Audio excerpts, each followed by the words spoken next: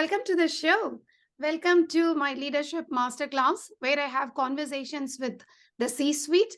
And today I'm so happy to have you, but not in the capacity of a marketing officer, though, but I have a completely different topic on which you're the boss. But yeah, welcome to the show. And how are you?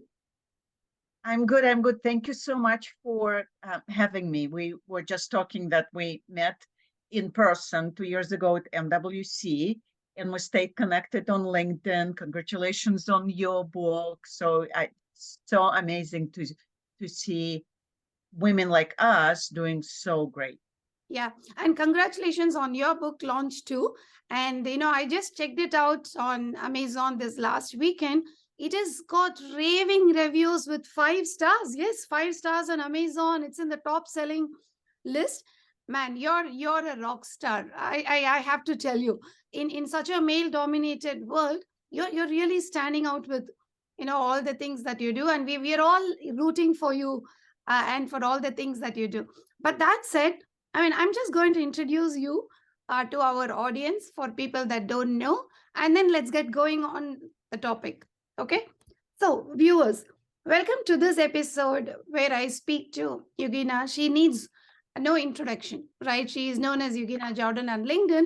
And as we speak, I'm just going through her LinkedIn profile. She has 32,000 followers approximately. She is the Chief Marketing Officer of Telecom Infra Project.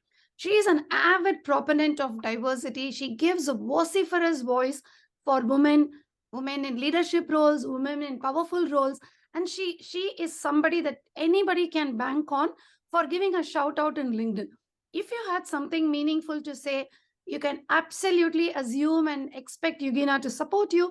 And she is personally anchored for me. She has motivated me. She has promoted me on LinkedIn, even at times when she didn't know about me. But earlier, Eugina is known for one other aspect of her personality, which is to be such a strong technical force in the telecom industry. She has won multiple awards, the most recent one being a Glomo Award, which is a very coveted award in the telecom space. And she continues to promote the cause of women through her participation in Chief and also the other initiatives that she anchors. You're free to follow her on LinkedIn. She shares very, very informative posts almost on a regular basis. And that also gives courage for so many other women to follow suit.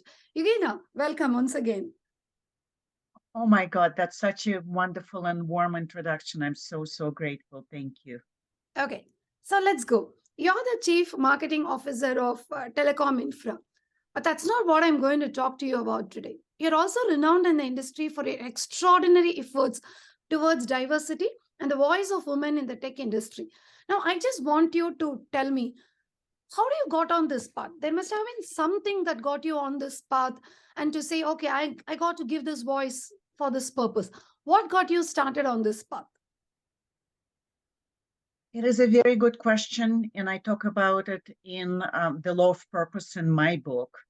When I became an executive VP in my previous company, executive VP of marketing, I already achieved great, success in my professional life. And then I looked around the leadership room, and the leadership was very male and was very white. And I wanted to make sure that my purpose was serving people like me. They propped me up. They lifted me as I was climbing. They supported me. So that how I realized what my purpose was, and I started fulfilling it by lifting others, mentoring, sponsoring them. I was just texting with one of my former mentees. I mentioned her name in a meeting where she could be a great speaker. So that's how I became voice in this industry, because I believe once we reach a level in our career, it's not about money, it's not about titles, it's about what's going to go on your tombstone when you die. Yeah. Yeah. So usually the starting point for anyone, right? Anyone that starts on, and that too, you're so committed to it. Why I say that is because the consistency that you show and you've been showing for years, shows in itself, right? So usually, people get triggered to proactively contribute towards such things because of some life incident that happened to them, which says, okay, I mean, this is the path I'm going to take. I know it's slightly on the personal side. Was there any such moment for you that said, that's it, I'm going to do this? Was there any such trigger or life moment that got you on this path? That is a good question. And it's probably multiple touch points in my career. And it all started with me asking, why not me? Yeah. When people were saying, oh, you don't have a marketing degree, or you only have a computer undergrad, you don't have an engineering degree. And I said, why not me? You learn. So, and it motivated me. So I always look back at when I started in the industry and seeing people coming to me, young mentees or young women or other underrepresented individuals. I think that those are the touch points that keep me going. I was recently giving a data point, and you would be probably surprised that in telecom, the data point I always use it. We only have 12% in telecom in the C-suite of female representation. But another data point is that telecom industry is 69 or 70% men over 55. Wow. Hmm. And if you remember MWC, there is no lines to women's bathrooms. Yeah. So my personal goal, and again, GSMA, I'm very, very sorry, but by the time I retire in 10, 15 years, I want bathrooms to, I want lines to female bathrooms at MWC. Wow. That's such a small, but that's such an impactful, way of putting it. Okay, now let's talk about diversity in corporate cultures, right? I mean, it's great to know. So it's not enough to have one Eugina or one leader, right? I mean, we are talking about companies consciously building a culture of diversity and promoting the cause of equal representation, right? We are not saying women only or men only. So what is your overall thinking about how organizations approach diversity? So there are two lines of thought. One is they build a chief diversity office, they hire someone and they drive the charter.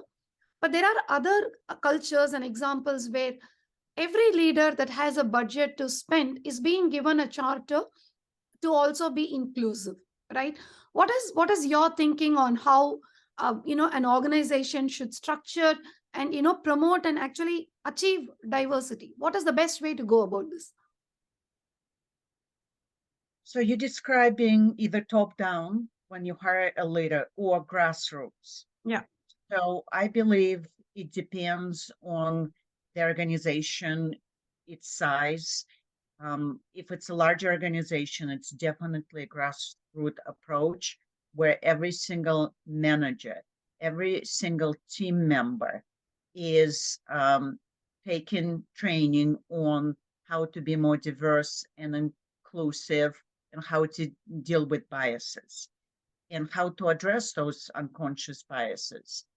In smaller organizations, it might be a chief people officer or diversity officer that is driving that strategy from top down to every single leader so they can bring those topics, they can educate, and they can also put it in their metrics as corporate objectives.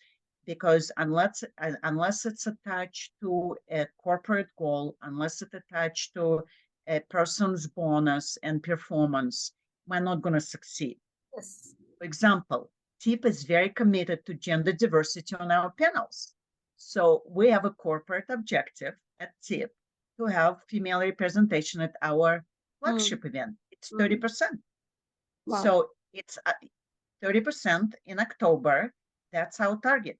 We made it public. We put it on the website. We all sign up, and we all are working very hard, including our board, to ensure we achieve it. So strategy starts with objectives, KPIs, and driving accountability. Got it. Okay, that's good.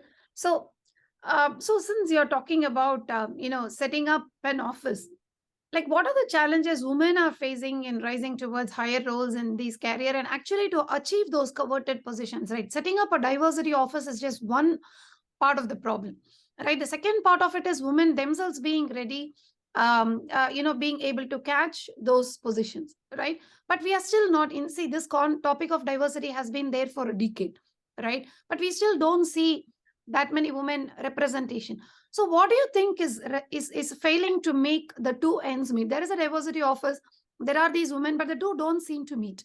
Is it because women are having some fundamental challenges that are not being surfaced, or is it really there is a lack of sponsorship in spite of having such offices? Where do you think this gap still exists? So I would say the gap, and I'm going to tell you two stories. The gap exists between how women see themselves. Mhm. And the story is when we look at the job description, a VP or C level, we self we judge ourselves and we self-select ourselves out of that role because we say, oh, I only have 70%. Mhm. So, and I might not apply because I might not be the best candidate. Yeah. So I would encourage you when you see that you have 70%, you just go, oh my God, I only need to learn 30% and apply for that job anyways. So don't be unlimited, like my book says. But the other thing is, and this is the second story comes in. I was at an industry conference maybe 6 weeks ago, and I love pink. Love pink. You see, wearing pink lipstick. I have this my favorite pink blazer. My book is all pink, right? And I was sitting next to a gentleman. I just finished a media interview with Forbes analyst, and I turned around to a gentleman that was sitting next to me, and I was just being friendly. And I said, "What do you do?" So he assessed me, pink blazer, pink lipstick, and he started telling what he did, and he was spelling every single industry acronym like CU, DU, RU, RIC. And I was listening because I knew my turn was going to come. And then he asked me what I did. And I said, I'm a chief marketing officer. And by the way, I have 12 patents on the things that you just spelled out for me. Mic drop. But I took it a little bit further because it's our responsibility to educate when Yeah. we see bias happening. And I said, you judged me. Like when you sat next to me, and he said, yeah, I did. And he apologized, and I explained to him. And it was a lesson that he would probably take in his workplace. And at the meeting, he might say, oh, yeah, you judging this person because of how they look, how they sound. So the second one is pulling the biases out. And the first one is women building their confidence and going after that job. Okay. That's great. Yeah. I mean, that's the only way we are going to be able to achieve the diversity goals, right? Well said. So the next question for me is, let's talk about, one we talked about women holding themselves and, not building that confidence, or what we call as the imposter syndrome that plagues everyone, right? The second one is, do workplace still, uh, you know, unconsciously have that bias? For example, as you know, I mean, I know of an initiative in Microsoft where they proactively build AI ML tools to watch out for the bias in the language that we continuously use in the workplace, which actually favor the male gender, right? And there are reports and there are numerous studies that say that in spite of having a diversity office, in spite of women wanting and aspiring more than they have ever done in the past, unconscious workplace bias in terms of language, in terms of how networking is done, and what are the kind of opportunities that are being passed down, still exist very predominantly. Do you agree? What is your observation? So there's a lot to unpack in this question, and that's why I took some notes. Number one, imposter syndrome. Yeah. What I suggest in my book is write down your accomplishments, because I bet there's so many. It's probably going to take more than, one notebook page. Write down those accomplishments, look at them and say, wow, I've achieved a lot. Take a picture of it, favorite it, and next time when that imposter syndrome, that little voice that Yeah. in your ear, you look at that image and you say, nope, the voice is wrong. I've achieved a lot. Yes. The other one is, you're absolutely right. The AI models we are building, because you need to put the data in. Or when you write the job descriptions, it's written with the male in mind. You need to make sure that you have teams that are diverse, that can provide the diverse data to feed into AI and those models. Because as we say, garbage in, Yeah. Garbage out. right? Garbage out. Yeah. Yeah. And the other one is networking. Third one. So the way men and women network is so very different, because women, we seek connection, and we also seek to help our networks and to develop meaningful relationships. Knowing that, what companies need to do is to provide those opportunities, networking events. We just hosted, no, not just, at MWC this year, TIP hosted a networking event, Mhm. and it was very well received, because women were able to network the way we network, by building relationships. Knowing that is provide those opportunities to your employees via clubs, via virtual events, so people can network the way that feels natural to them. Got it. Got it. Thank you. That's great. Yeah. So now we often also hear that, even if given a seat at the table, right? I mean, it goes back to your points. It may sound like a repeat question, but I think it is worth repeating to hammer the point that we are trying to make, right? I mean, for sure you have heard about Sheryl Sandberg's Lean In book, right? Where she continuously calls out that women don't raise their hands enough and volunteer for the top jobs, and bring their own chair if they are even not offered a seat at the table, right? Even when they are there, the ability to smell good opportunities, take those risks and just go for it. It is not still very prevalent, right? Women don't lean in enough. Something is always holding them back, right? So how do organizations address this, right? I mean, how do organizations, so even if a woman is not confident, um should leaders sponsor roles and to help them to build the confidence, because confidence comes from doing, right? Or how to do this, right? Women still lack that confidence.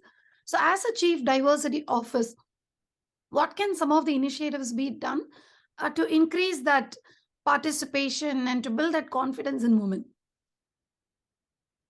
I'm going to, again, answer two-part. Yeah. The first one is, we ask women to lean in.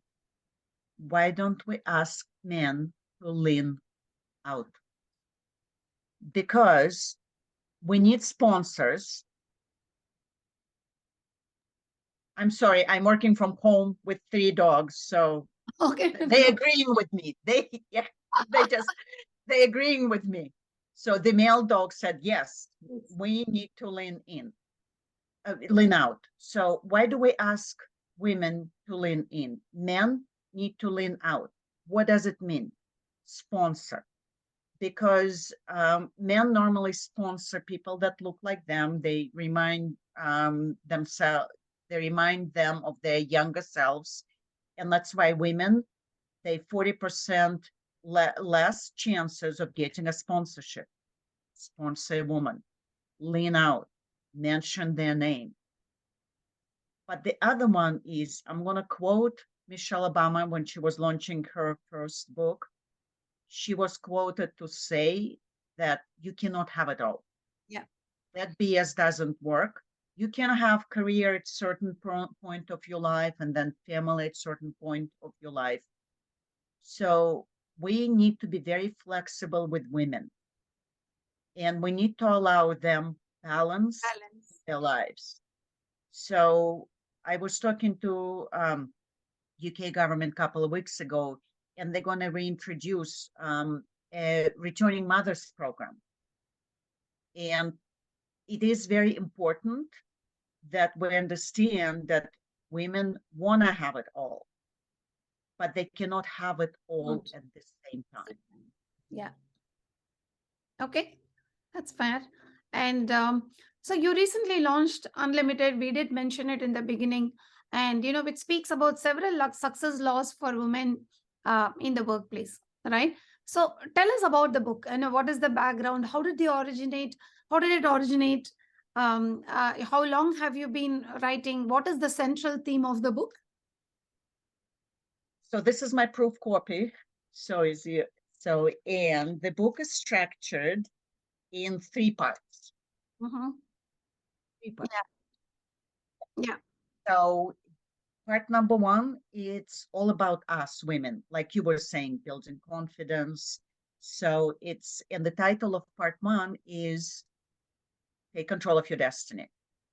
Then the second one, as we're talking through this conversation, it's about it takes a village. You cannot do it alone.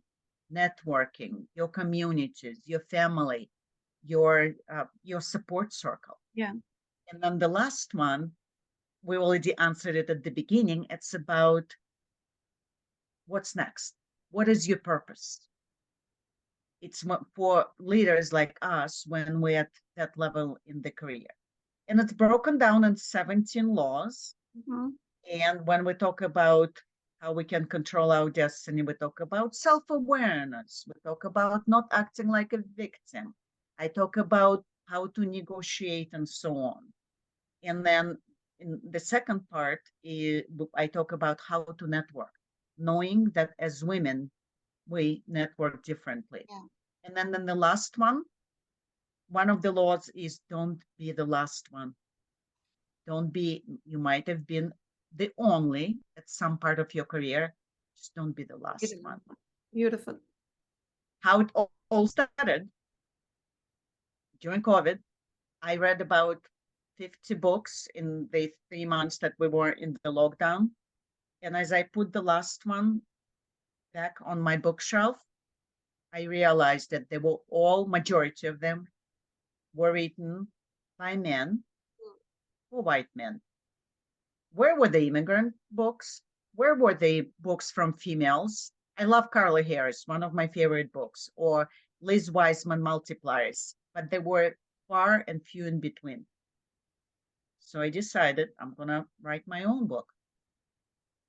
And then later that year, I attended MWC Americas in Los Angeles, and I did a career session for young adults from underrepresented backgrounds. And there was this African American lady. She came to me, young lady, after the session, and she said, "Oh my God, now I know I can be unlimited." And she said, she held my hand like this, and she said, "You need to write the book. You promised, you promised." I made a promise, and I kept it. So to that young lady, thank you for inspiring me. The book is now does exist, and go and get yourself a copy and become unlimited. Yeah. That is nice. Yeah. So tell us about some important takeaways from your book, right? I mean, what are is if there are any specific laws? I know it is written in a law style. So are there any specific or favorite laws, and that you would like to call out? So my favorite law is probably one of the first ones. It's the law of the system. The system exists.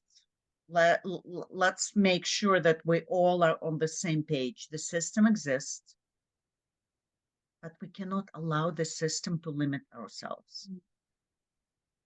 Because as I say, if when I started climbing my career, someone told me, oh, you cannot do it because you're immigrant, or you cannot do marketing because English is your second language, or you cannot come up with ideas for patents because we're not an engineer. I wouldn't have become the CMO. I wouldn't have ideated 12 patents. Yes, the system exists, but don't blame the system. If you're not succeeding, blame yourself. Yeah. Yeah, that is true. So how is the book doing so far? I mean, I know how it is doing, but I'd also like to know from you. Thank you so much. So in the first week, it became #1 Amazon bestseller in category of women in business and leadership. I've launched it as a Kindle, and now it's launched as a paperback because I am old school. I need to, fill the pages. And my goal is to give it to as many underrepresented individuals as I can.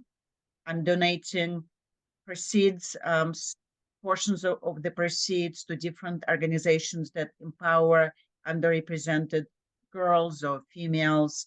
I'm bringing it to different conferences because I want to make sure that women like you and I, they're empowered early on. It took me 23 years to get into the C-suite. I hope the Generation Z is going to take them half that time. Okay. And just one last question on this topic, right? I mean, so we are hearing about silent quitting. Forget about, reaching for the C suite. The opposite effect is alarming, where women are silently quitting the workforce for whatever reasons, right? I mean, any thoughts on how to prevent that from happening? Like, at least, I mean, we will be the last person if we don't build a legacy of women and motivate them to stay just beyond that breaking point, right? I mean, what are your observations and what are your thoughts about this trend? That is indeed a very sad trend. I would encourage women that feel discouraged, that feel that they have no choice. Go out there, find mentors, find role models. There is a lot of books now being published by underrepresented individuals. You wrote a book. So go find mentors, find that help and guidance because we don't want to lose you. No, please stay. Please do stay and let us help you so you can help the next generation. Yeah, for sure. All right. So I think we've covered the topic of diversity. Now we would like to understand about Eugina from on the personal front. So I'm going to throw you some rapid fire questions. And the rule of this round is that you don't take time to think and you answer in as fast as you can. Okay? Are you ready to go? Yes. Okay. All right. So what is that one thing you cannot live without? Oh, books. Love to read books. Yeah. One favorite book or a popular personality that you keep going to again and again or follow? So it's probably Glennon Doyle. Her book, it's the title of her book, Inspired Mind. So her podcast. So it's Glennon Doyle all the way. Okay. Your USP or brand value. Let's say you're not in a room and people are talking about you, and let's say that they are talking positive thing about you. What do you think they are telling? What is your unique USP or brand image that you have built? I hope they say that I'm giving, I'm supportive, I'm honest, and I have plenty of stories about it.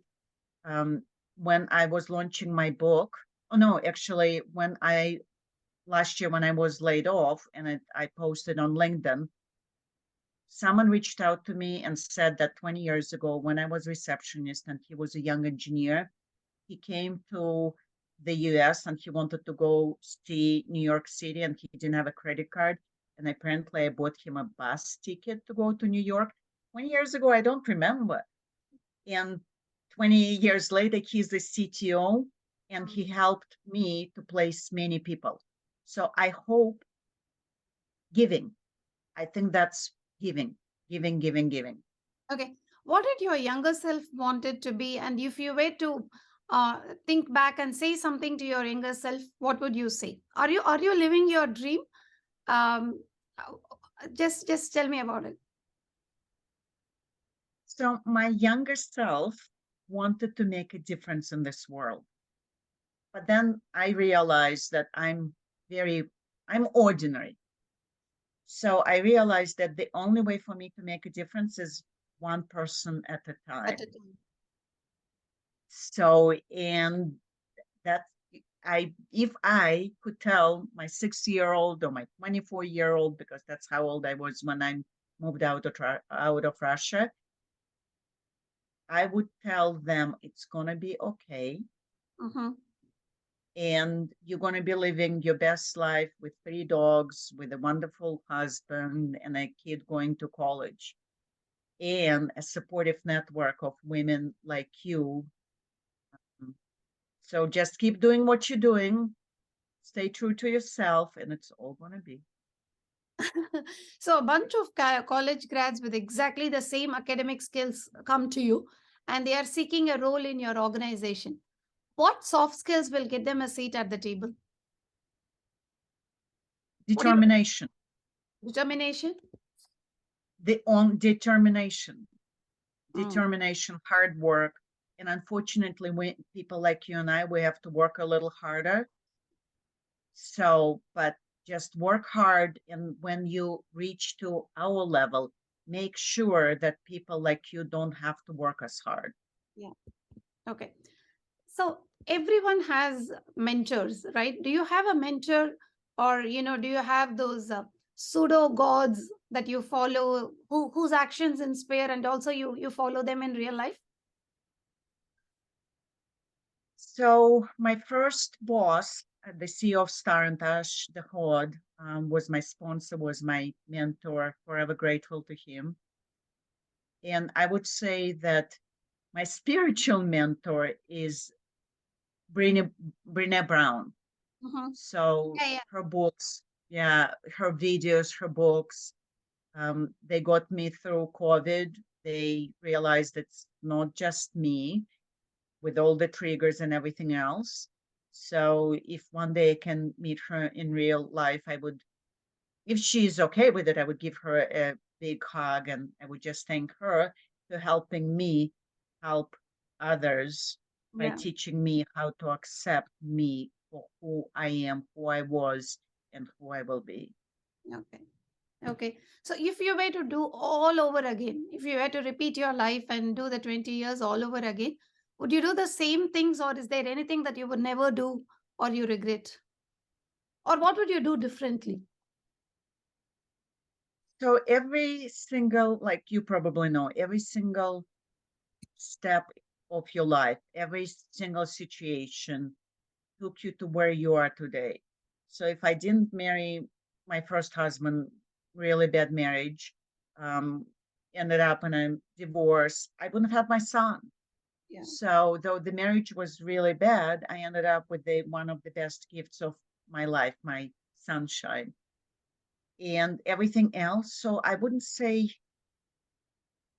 um, there's no regrets, because I like who I am today, and I hope that the future me in 10 years would say, yes, you're in at 52, you were living in your purpose, and I'm proud of you. So today, I want to make my 70-year-old or 80-year-old very, very proud of who I am becoming. Okay. All right. What drives you to work every day? Like, why do you wake up every day and do what you do? What is the fuel? What fuels you? Hmm. Helping others, Uh-huh. because I work on an industry organization.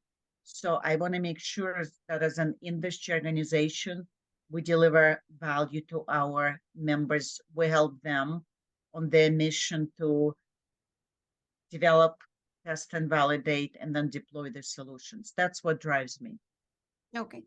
So, your favorite quote or a thought that you want to leave our listeners and viewers with, your all time favorite quote, or, that keeps coming back to you that you want to share with everyone? I shared it actually on LinkedIn yesterday. It's Madeline Albright. She's actually a fellow immigrant. She is Czechoslovakian and she immigrated to the US from the UK, became the Secretary of State. And the favorite quote that I always use is there's a special place in hell for women that don't help other women. That's great. Okay. All right. I think that was a very insightful, session with you, Eugina. And, if you want to share any parting comments or, thoughts with our listeners, or you want to share any handles, LinkedIn, how to reach, or your book, please feel free to do so. Thank you so much for having me. So, Eugina Jordan, Eugina with an I, LinkedIn, Twitter, Instagram, Facebook. And if you get the book, I hope you enjoy it. And I hope you will give me an honest review because just like many of us, I'm learning and improving. And maybe there is a second book on me, and you might, just like that young lady, help me create the new book. Okay. All right. Thank you and good luck for that and everything else that you aspire to achieve. Keep inspiring and keep your voice and head up. And we are all rooting for you. And thanks. And I hope to see you in person again. Absolutely. Thank you.